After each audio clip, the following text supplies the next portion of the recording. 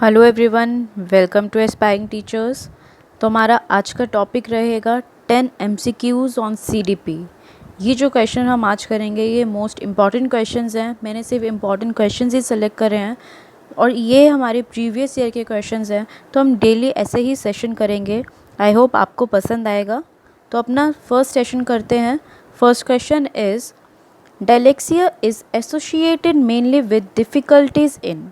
जो डायलेक्सिया है वो एक डिसेबिलिटी है, तो वो मेनली कौन सी डिफ़िकल्टीज़ को बताता है, किससे रिलेटेड होता है, किससे संबंधित होता है। Option A is reading, reading means पढ़ना। Option B is speaking, speaking means बोलना। Option C is speaking and hearing, मतलब बोलना और सुनना। Option D is hearing. तो इसमें से डायलेक्सिया जो डिसेबिलिटी है वो कौन सी इसके अंदर डिफ़िकल्टी को बताती है मेनली। तो हमारी जो डायलेक्सिया होती है वो होती है हमारी रीडिंग से रिलेटेड, पढ़ने से रिलेटेड। तो इसका करेक्ट आंसर होगा ए। मैं आपको इसका एग्जांपल दे देती हूँ कि ये कैसी डिफ़िकल्टी है। जब बच्चा वॉज लिखा है उसको क्या पढ़ रहा है, सॉ, तो बिल्कुल अपोजिट कर देता है। डॉग को क्या पढ़ता है, गॉड, तो यहाँ पे बी को वो क्या पढ़ता है, डी। तो ये जो ऐसे पढ़ने से रिलेटेड प्रॉब्लम्स आती हैं, डिफ़िकल्टीज फेस करता है, तो उसी को बोलते हैं डायलेक्सिया, जो कि इसका हमारा करेक्ट आंसर है ए। नेक्स्ट क्वेश्चन की हम बात करते हैं। Next question is gifted students will realize their potential when. जो गिफ्टेड स्टूडेंट्स होते हैं वो अपना पोटेंशियल कब रियलाइज़ करते हैं, कि उन्हें वो कब पता चलता है कि वो फुली कैपेबल हैं। Option A is they learn with other students, जब वो दूसरे बच्चों के साथ सीखते हैं, लर्न करते हैं। या फिर option B is they are segregated from other students, जब हम बच्चों को उसको गिफ्टेड स्टूडेंट्स को बिल्कुल सेग्रीगेट मतलब अलग कर देते हैं दूसरे स्टूडेंट्स से। C is they attend private coaching classes, या वो बिल्कुल ही प्राइवेटली कोचिंग क्लासेस को अटेंड करते हैं। Next last option is they are tested frequently, जब हम बच्चों को फ्रिक्वेंट बेसिस पर टेस्ट करते हैं, इवेल्युएट करते हैं कि उनकी क्या परफॉर्मेंस है। तो गिफ्टेड स्टूडेंट्स कब रियलाइज़ करेंगे अपना फुल पोटेंशियल, तो उसका करेक्ट आंसर और जो बेस्ट ऑप्शन होगा वो होगा जब वो दूसरे बच्चों के साथ लर्न करते हैं। क्योंकि उससे क्या होगा, जो गिफ्टेड स्टूडेंट है उसको अपनी पोटेंशियली, उसको अपनी कैपेबिलिटी का पता चलेगा कि वो कितना एक नॉर्मल चाइल्ड से डिफरेंट है, या वो कितनी जल्दी कोप अप कर पा रहा है। तो उसका बेस्ट आंसर है ए। नेक्स्ट क्वेश्चन पे आते हैं हम। तो next question is the stage of cognitive development according to पियाजे in which a child displays object permanence. तो जो कॉग्निटिव डेवलपमेंट है वो किसने दिया था, पियाजे जी ने। तो इन्होंने कुछ डेवलपमेंट की स्टेजेस बताई थी, जो कि 4 स्टेजेस में इन्होंने डिफ़ाइन किया है डेवलपमेंट को। तो उसके अंदर से एक करेक्टरिस्टिक्स है एक स्टेज का, ऑब्जेक्ट परमानेंस। तो वो कौन सी स्टेज से रिलेटेड है। तो यहाँ पर 4 स्टेजेस गिवन है। Like option A is formal operational stage, option B is sensory motor stage, option C is pre operational stage and option D is concrete operational stage. पहले हम इन स्टेजेस के बारे में पढ़ लेते हैं। फर्स्ट स्टेज होती है पियाजे जी की, जिन्होंने डेवलपमेंट के बारे में बताया है।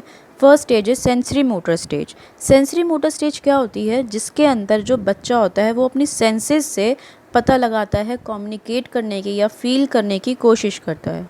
सेकेंड स्टेज होती है हमारी प्री ऑपरेशनल स्टेज, जिसके अंदर जो बच्चा होता है वो अर्ली चाइल्डहुड के अंदर आ जाता है, और इस स्टेज के अंदर उसके अंदर ऑब्जेक्ट परमानेंस आ जाती है, कि वो अब यहाँ पे लैंग्वेज डेवलप कर लेता है, और वो जो चीज़ें ऑब्जेक्ट को देखता है वो परमानेंटली उसके दिमाग में बैठ जाता है। नेक्स्ट थर्ड स्टेज होती है concrete operational stage. Concrete operational stage क्या होती है, इसके अंदर बच्चा क्या अप्लाई करता है, लॉजिक्स, मैथमेटिक्स के जो फॉर्मूलाज होते हैं, रूल्स होते हैं, उसको अप्लाई करता है। एंड लास्ट स्टेज होती है फॉर्मल ऑपरेशनल स्टेज। इसके अंदर ये लास्ट स्टेज होती है, इसके अंदर बच्चे की अंदर इमेजिनेशन डेवलप हो जाती है, और उस इमेजिनेशन को बोला गया है एब्स्ट्रैक्ट थिंकिंग। तो ये मैंने चारों स्टेजेस का आपको एक ब्रीफ दे दिया है कि कौन सी स्टेज किससे रिलेटेड है। तो आपको आंसर मिल गया होगा कि ऑब्जेक्ट परमानेंस किस स्टेज से रिलेटेड है, प्री ऑपरेशनल स्टेज से रिलेटेड है। तो उसका करेक्ट आंसर क्या है, सी। नेक्स्ट क्वेश्चन में हम बात करते हैं इंक्लूसिव एजुकेशन रेफर्स टू। जो इंक्लूसिव एजुकेशन है refers to a school education system that, तो इंक्लूसिव एजुकेशन के अकॉर्डिंग स्कूल का जो एजुकेशन सिस्टम है वो क्या बताता है, कि वो बताता है first option is emphasis the need to promote the education of the girl child only, कि उसके अंदर जो एजुकेशन है वो सिर्फ एम्फेसिस किस पे दिया जाना चाहिए, सिर्फ गर्ल चाइल्ड पर, no. B option is include children with disability, कि स्कूल एजुकेशन सिस्टम को इंक्लूड करना चाहिए उन बच्चों को जो डिसेबल बच्चे हैं। C option is include children regardless of physical, intellectual, social, linguistic and other differently able condition, उन बच्चों को भी करना चाहिए जिसके अंदर फिजिकली कोई प्रॉब्लम है या इंटेलेक्चुअली या सोशल, इन लिंग्विस्टिक, इन फैक्टर्स को हटा के हमें हर बच्चे को इंक्लूड करना चाहिए। And D option is education encourage education of the children with special needs through exclusive schools। तो आपके अकॉर्डिंग इसका परफेक्ट आंसर क्या होना चाहिए? तो इंक्लूसिव एजुकेशन होते हैं, हम इंक्लूसिव से ही समझ आ रहा है इन मतलब अंदर, और क्लूसिव का हमने किया था क्लास, तो क्लास के अंदर सभी बच्चे इंक्लूडेड हैं, तो इसका बेस्ट ऑप्शन होगा सी, कि हर बच्चे को चाहे वो फिज़िकल, इंटेलेक्चुअली, सोशल, लिंग्विस्टिक या डिफरेंटली एबल कंडीशंस का ही क्यों ना हो बच्चा, हमें हर बच्चे को इंक्लूड करना है। तो इंक्लूसिव एजुकेशन का आपको आई होप कंसेप्ट क्लियर हो गया होगा। नेक्स्ट क्वेश्चन की हम बात करते हैं। तो next question is a student is aggressive in his behavior towards his peer group and doesn't conform to the norms of the school। एक बच्चा है जो कि एग्रेसिव बिहेवियर का है, किसके आगे दिखाता है वो, पीयर ग्रुप को, अपना बिहेवियर उसका बहुत एग्रेसिव है, किसके लिए, पीयर ग्रुप। पीयर ग्रुप होता है उसका friend circle.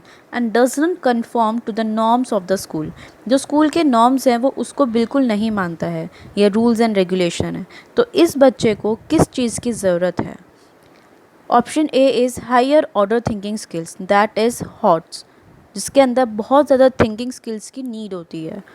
B option is cognitive domain. Cognitive domain हमने अभी पढ़ा है किससे रिलेटेड होता है, इंटेलेक्चुअल से related. Option C is psychomotor domain. Psychomotor domain किससे होता है हमारा, ये होता है फिजिकल एबिलिटीज से related. And option D is effective domain, जो कि होता है हमारे इमोशन से रिलेटेड। तो वो आपको क्वेश्चन पढ़ने की ज़रूरत है, आपको आंसर अपना आप ही मिल जाएगा कि इसके अंदर बात किसकी गई है, एग्रेसिव। और एग्रेसिव क्या है हमारा, बिहेवियर। तो बिहेवियर हमारा किससे रिलेटेड होगा, ब्रेन से रिलेटेड नहीं होगा, तो बी ऑप्शन गलत है। हायर ऑर्डर थिंकिंग स्किल, यहाँ पे बिहेवियर की थिंकिंग स्किल से कोई रिलेटेड नहीं है, तो ये भी ऑप्शन गलत है। सी, यहाँ पे कोई फिजिकल एक्टिविटी नहीं हो रही है, तो सी भी ऑप्शन गलत है। तो बिहेवियर हमारा किससे रिलेटेड है, हमारा टोटली ऑप्शन डी से। तो उसका करेक्ट और बेस्ट ऑप्शन क्या है, effective domain. Next question is teachers are advise to involve their learners in group activities because beside facilitating learning they also help in. Teacher क्या advice करती है या इन्वॉल्व करती है लर्नर्स को किसके अंदर, ग्रुप एक्टिविटीज़ के अंदर। और वो सीखते तो हैं ही बच्चे, बट उनको और क्या हेल्प मिलती है उनसे। Option A is socialization, option B is value conflicts, C is aggression and D is anxiety. तो इसका यहाँ पर आप नोटिस कर रहे होंगे, आपको बिना क्वेश्चन पढ़े भी आंसर मिल जाएगा कि आप देख रहे हैं कि यहाँ पे 3 पॉइंट्स जो हैं वो तीनों नेगेटिव हैं। कॉन्फ्लिक्ट होता है लड़ना, तो गलत हो गया। एंग्जाइटी होती है फ्रस्ट्रेशन, तो ये भी ऑप्शन गलत है। एग्रेशन होता है गुस्सा, बहुत ज़्यादा हाइपर होना, तो ये भी गलत है। तो इसका बेस्ट ऑप्शन आपको मिल ही गया होगा कि इसका करेक्ट क्या है ऑप्शन। तो option A is positive socialization, तो ये करेक्ट ऑप्शन है। जब बच्चा किससे इन्वॉल्व होता है, जब ग्रुप एक्टिविटीज़ में टीचर उसको इन्वॉल्व करेगी तो उसके थॉट्स बहुत ज़्यादा डेवलप होंगे और वो सोसाइटी से लिंकअप करेगा। नेक्स्ट क्वेश्चन की हम बात करेंगे। Thinking is essentially, option A is a psychomotor process, option B is a psychological phenomena, option C is an effective behaviour and option D is a cognitive activity. जो thinking है वो किससे related है, psychomotor से related है या psychological से, effective से या कॉग्निटिव से। आपको थिंकिंग भी आपको पढ़ के ही समझ आ रहा होगा कि इसका बेस्ट ऑप्शन क्या होना चाहिए, क्योंकि जो हमारा थिंकिंग है हम कहाँ पर सोचते हैं, अपने ब्रेन के अंदर, और ब्रेन को ही हम क्या कहते हैं, इंटेलेक्चुअल पार्ट। और इंटेलेक्चुअल पार्ट को मैंने बताया था कि बेस्ट ऑप्शन होता है उसका कॉग्निटिव। तो इंटेलेक्चुअल को ही हम क्या बोलते हैं, कॉग्निटिव। तो थिंकिंग हमारा किससे रिलेटेड है, कॉग्निटिव एक्टिविटी से। Next and the last question, in a child centered classroom children generally learn। जो चाइल्ड सेंटर्ड क्लासरूम होता है, बच्चा कैसे सीखता है, कहाँ से लर्न करता है, mainly from the teacher. Option B is individually, option C is in groups, and option D is individually and in groups. जो चाइल्ड सेंटर्ड एजुकेशन होती है उसके अंदर मेन फोकस किसके ऊपर होता है, चाइल्ड के ऊपर। यहाँ पर मेन एक्टिव रोल कौन प्ले कर रहा है, चाइल्ड। तो यहाँ पर मेन रोल किसका हो गया, चाइल्ड का। तो इसका बेस्ट ऑप्शन आपको क्या, कि चाइल्ड कैसे खाली टीचर से सीखेगा, नो। जब चाइल्ड सेंटर्ड एजुकेशन होती है उसके अंदर बच्चा खुद चीज़ों को फॉर्म करता है, अपने एफर्ट्स लगाता है, तो वो इंडिविजुअली भी नहीं सीखेगा और ग्रुप्स में। तो हम इसको सेग्रीगेट नहीं कर सकते। तो उसका बेस्ट ऑप्शन होगा जहाँ पे ये दोनों होगा, वहाँ पे बच्चा इंडिविजुअली भी सीख रहा है और ग्रुप में भी सीख रहा है, क्योंकि यहाँ पे मेन एफर्ट्स जो लगते हैं वो किसके लगते हैं, चाइल्ड के। हमारे अभी 2 क्वेश्चन और हैं, 8 क्वेश्चन हम कर चुके हैं। Second last question is, in cooperative learning older and more proficient students assist younger and lesser skilled student, this lead to. अब ये जो हमारा कोऑपरेटिव लर्निंग का कॉन्सेप्ट होता है, इसके अंदर जो एक मोर प्रोफिशिएंट और बड़ा स्टूडेंट होता है वो किसको पढ़ाता है, किसको असिस्ट करता है, अपने से छोटे को, जो लेसर स्किल्ड है।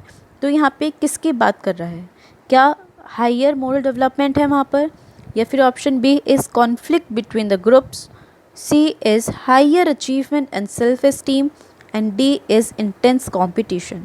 तो यहाँ पे कंपटीशन तो होगा नहीं, क्योंकि जब एक बड़ा जो प्रोफिशिएंट स्टूडेंट है वो एक लेसर स्किल्ड स्टूडेंट को समझा रहा है।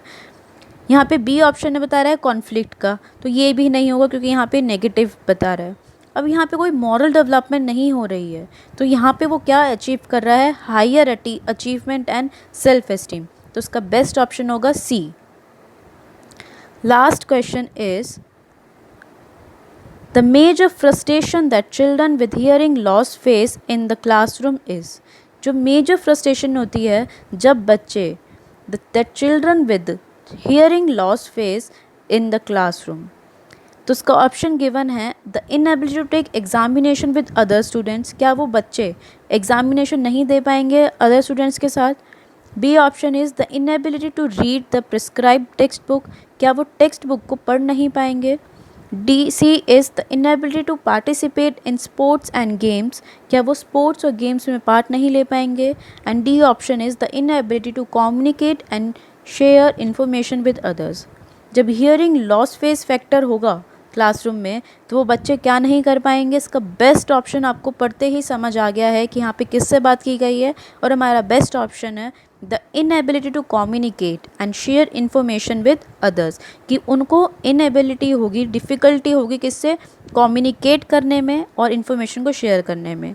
तो इसका बेस्ट ऑप्शन था डी। तो यही थे हमारे 10 क्वेश्चंस जो कि हमने CDP से रिलेटेड हमने आज 10 क्वेश्चंस डिस्कस करे हैं with their solution and their concepts. तो मेरा यही मेन फोकस है कि आपके कॉन्सेप्ट्स क्लियर होने चाहिए, जिससे कि आपको पेपर में कोई भी क्वेश्चन आ जाए तो आपको कॉन्सेप्ट अगर क्लियर है तो आप कोई भी क्वेश्चन ईजिली सॉल्व कर लेंगे। जहाँ पे हमने कुछ मेजर कॉन्सेप्ट्स डिस्कस करे हैं, ऑप्शन के साथ के MCQs कैसे आते हैं, आपको किस चीज़ में स्ट्रगल कर सकते हो या किस चीज़ में कन्फ्यूज़ हो सकते हो। तो आपको मेन जो एक अप्रोच लगानी है वो लगानी है नेगेटिव और पॉजिटिव की। आप क्वेश्चन से बेस्ट आंसर टिक कर लेंगे। तो ये था हमारा CDP का सेशन। अगर आपको ये सेशन पसंद आया है और 10 क्वेश्चंस क्लियर हुए हैं तो आप लेसन को या वीडियो को लाइक, शेयर और सब्सक्राइब ज़रूर करें। तो मैं ऐसे ही आपको, अगर पसंद आएगा सेशन तो मैं ऐसे ही आपको सेशन और प्रोवाइड करूँगी विद MCQs। हम अभी ये CDP का स्टार्ट किया है, जल्दी ही इंग्लिश, हिंदी, मैथ्स हम ईवीएस और एसएसटी के जो पेडागोजिकल क्वेश्चंस हैं या फैक्चुअल क्वेश्चंस हैं वो भी मैं जल्दी ही स्टार्ट करूँगी। अगर आपको ये सेशन समझ में आया है, क्लियर हुआ है, तो आप लाइक और सब्सक्राइब ज़रूर करें और बेल आइकन को प्रेस करना ना भूलें कि उससे ही आपको नोटिफिकेशन आएगी जब भी हमारा लेसन अपलोड होगा। तो दिस इज़ रूपाली गाइस, आपको अगर समझ में आया है तो चैनल को सपोर्ट कीजिए। Thank you.